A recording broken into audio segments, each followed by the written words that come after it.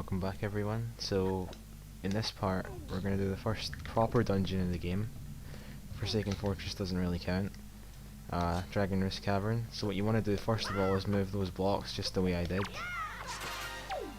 You have to move them fully and then just like come down to these guys and do a jump slash on that guy. You can just like jump slash over the banister as well to skip going around. When you jump slash that guy, he drops his torch, so you can just run pick that up, and it means you can light these torches here, which skips, you know, having to light your own stick. So it's kind of simple room. Just roll ahead and break that. If you roll again here, you can roll during the cutscene, which saves a little bit of time. In this room, we're just going to be rolling across and then jump slashing down here, pulling this block out just part way again. There's no point in pulling it out both pulls. Then you can like jump across here and do a jump slash, but if the fire thing isn't coming out of the lava, then there's probably no point in doing that because it can be a bit risky, but it is faster. And what you can do here is time a side hop so that it like lands in front of the door at the end of the cutscene, which saves a few seconds. There is actually a way to skip that little delay when he falls onto the lava, but I'm not really sure what causes it. It just sort of happens sometimes. So to avoid getting hit by that chew, just like go up the ladder 6 steps, then down 2, then back up, and he'll never hit you. You want to hit this guy and grab his knife and break this. Yeah, sometimes he hits you and there's just nothing you can do about it. Just pick up the knife again. You can throw it right over the top of this ledge and hit that wood and get this key. This entire section would be skipped if we were playing with the Tingle Tuner, but we're not. Now in here you can either throw one of these pots at these bombs or just run up to them and slash them like this, but the problem with this is, as you can see, it can be kind of hard to do, and sometimes you fall off the ledge like that, and if that happens you fall in the lava during the cutscene, which actually ends up wasting time. So it really comes down to whether or not you think you can like reliably hit those. If you don't think you can, just pick up a pot and throw that instead. So this is the door you want to go in next. Just roll ahead, break this, jump, spin attack the guy as he falls down and grab his stick. I always have a lot of trouble actually finding that stick. It kind of camouflages with the background in this room really well, but we got lucky that time and it landed right next to the enemy.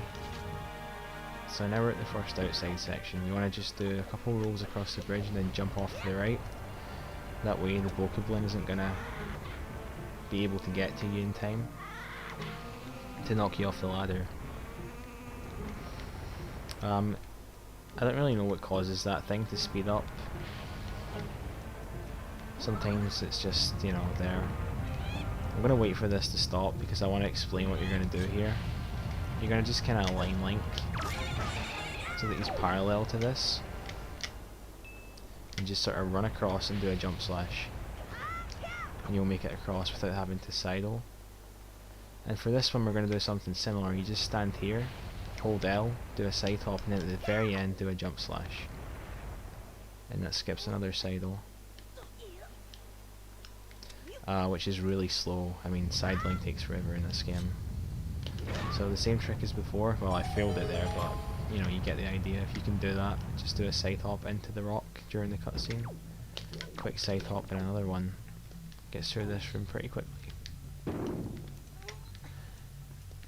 And having the blocks arranged like this is the quickest way to get through this place. You have to talk to the King of the Red Lions here. You can't skip it. So just roll into the block and press A to talk to him.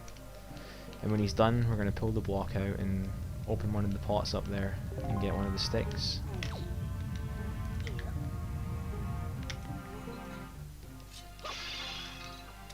Just run over here and light it. What you want to do is stand roughly here and throw it. If you're too far to the left, then what will happen is it will actually bounce off that wall that's nearby, and yeah, that's not what we want, so make sure Link isn't too far to the left when you throw that. And just roll down, climb up and grab this key. Oops. So now we can leave this room with the next outside section. Make sure not to roll on these stairs unless you're at the very end of them, or else he will like crash his head into them, which takes forever to recover from. There's a key here. You don't have to kill this bird, you can just like run behind him and you'll pick up the key, and you'll be too quick for him to be able to attack you, so it's fine. In this room, again we just light the torch, go through here. On this, there's another torch right there, but you don't have to light that. It's just the ones by the door that you've got to light. If we were playing with the Tingle Tuner, we would get to here from like the second room in the dungeon, which skips a lot, but we're playing tunerless, so that's not a concern for us.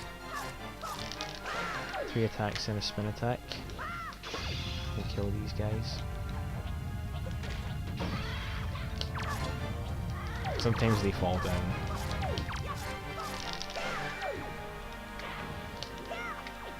Oh, I didn't kill that guy. Wow. Yeah, sometimes they can trick you like that. The best way to end that fight is to actually jump slash on the table and then run onto the ladder, because even if that happens during the cutscene, Link is still going to be on the ladder. Right, this room's kind of a pain. This guy can troll. The best way to deal with him is to kind of jump here, get him to attack you, and then run behind him and throw the pot onto the lava. If he messes you up, then you actually just want to exit the room and come back in to reset both him and the lava, because otherwise it's just going to be a hassle to manage. And what I did there was I threw the bomb flower at the pot, because we're actually going to warp back here later. It saves a lot of time in backtracking. So we're now at the next outside section, which is where we get the grapple hook. There's Velu. Doesn't seem too happy. We'll find out why in a little while. So you can actually roll on these stairs, the lightly coloured parts, without bonking, which is kind of cool. So these are like the guys in Forsaken Fortress. They each take 5 hits and then a spin attack.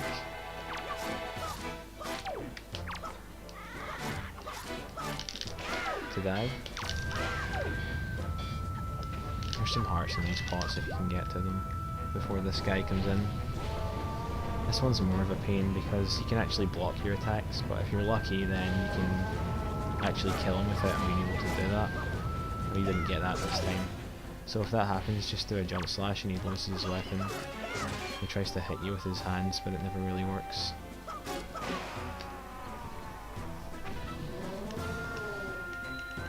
So yeah, he's not really that bad. There's a part later on in the game where you have to fight a lot of them, and that's a lot more annoying. So we found Medley, and she's going to give us a grappling hook, which is needed to kill the boss here. It was also used quite a lot during the speedrun.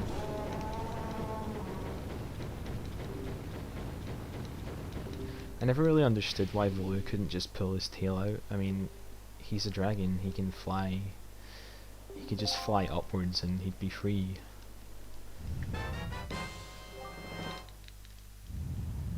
Doesn't really make sense.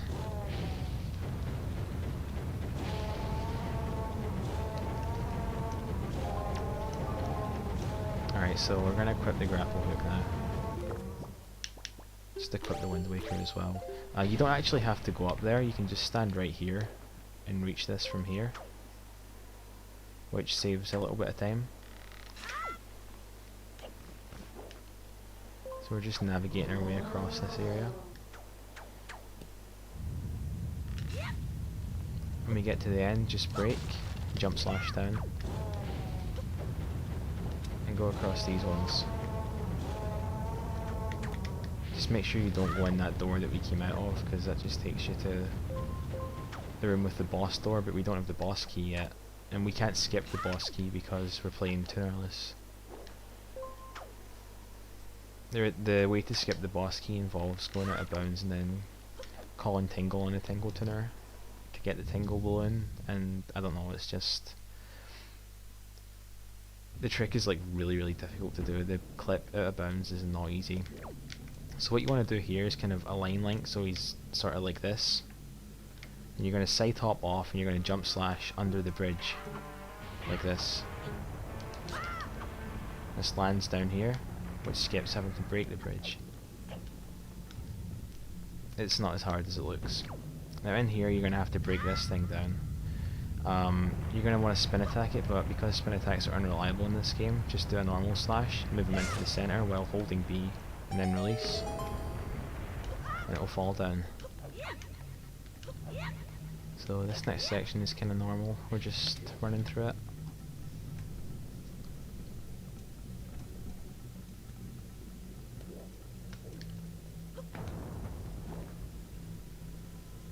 Just throw the grapple over here to open this door.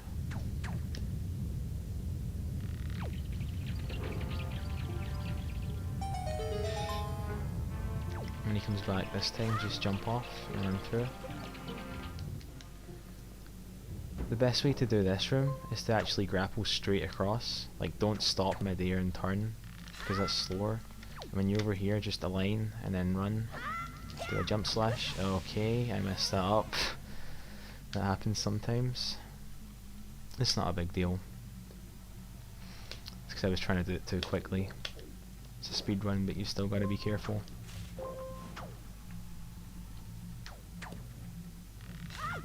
So yeah, just align him like this, maybe more like that, then run, do a jump slash, and he'll make it across. You probably want to jump slash a little bit earlier than I did there. Sometimes it feels like he's not going to make it, but he probably is. When I fell in the lava earlier, that was kind of an exception. It doesn't normally happen. So you want to lure this guy out of the lava. Make sure he's like not facing the lava, because if he is, when you kill him, he's going to fall back in it and then you can't grab him. So you want to hit him twice, make sure he doesn't actually die, just get stunned into a ball. Stand next to the switch and press R to drop him there. And this is the boss key. And we're almost done with this dungeon. And you're now going to see why we opened that pot earlier. It skips a lot of backtracking to do what I'm about to do. So just pause the game, press R, save, then reset, which again is holding X, B and start for a few seconds. And we're back to the menu. And it's now just a matter of going back to the first room, jumping in the pot, and we're already right outside the boss room.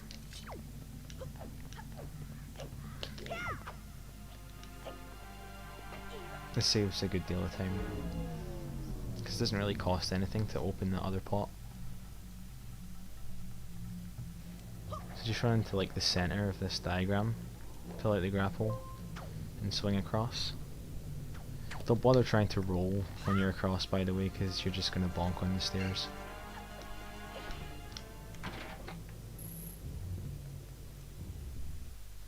So the best thing to do here is to hold L in left or right and just mash A so that he side hops right away. It's the quickest way to start this cutscene.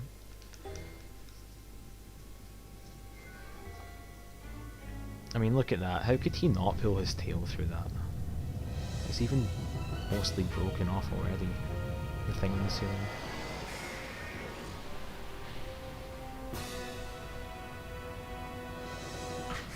So this is Goma. She's a lot more terrifying than she was in Ocarina of Time. The best way to start this fight, like I just did, is to do a backflip, because it makes the chances of her like actually being able to hit you before you can do anything a lot less. You're actually going to do that for every single one of these hits. Just turn around, backflip, and then get ready.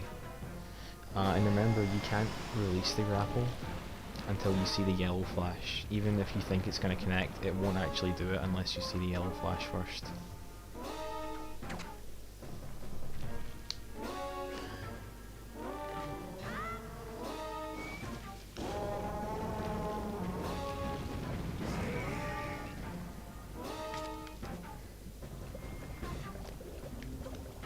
I really feel like Velu could take her on his own. There's no need for me to be here. So yeah, 3 hits like this and you're on to the second part of the fight, which is a little bit more random, but still not really that hard. Sometimes you'll get hit by fireballs during this fight, like when you're trying to aim the grapple, and that's kind of frustrating, but if that happens, just backflip again, make sure you're far enough away from the center of the area, and you'll be fine.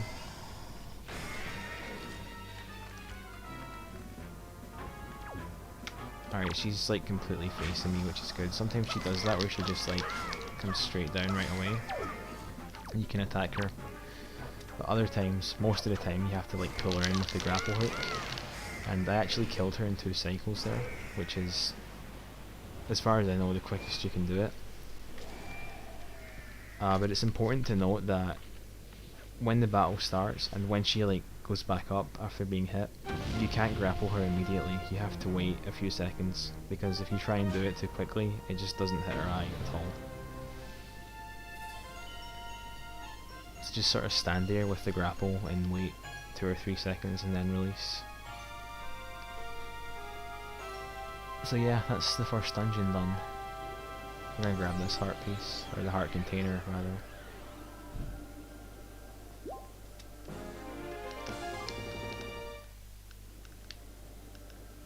I guess, you know, if you're speedrunning this game, you probably won't really need these that much, but it's good insurance.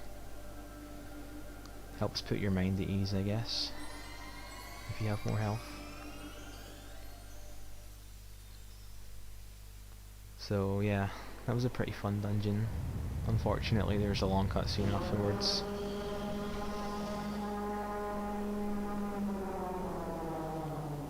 I mean, I guess he's like relieved now, but he sounds the exact same as he did when he was angry.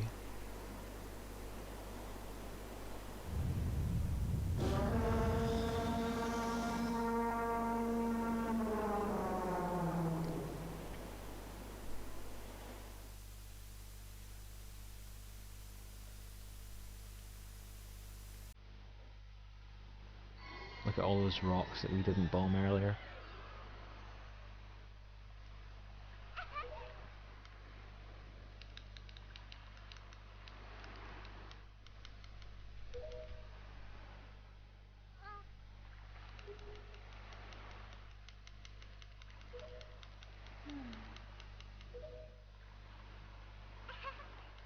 I kinda wish he just gave us the pearl when we first asked them.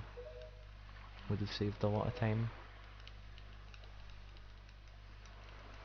I always thought it was kind of weird how Link is like obviously much bigger than he is, and he has a sword, and yet he didn't just take the pearl. I mean, I know he's supposed to be a hero and everything, but it's kind of a matter of saving the world, isn't it?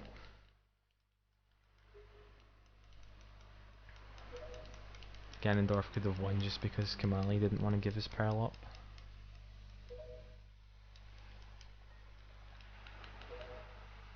Oh well, Velu thinks we're a true hero.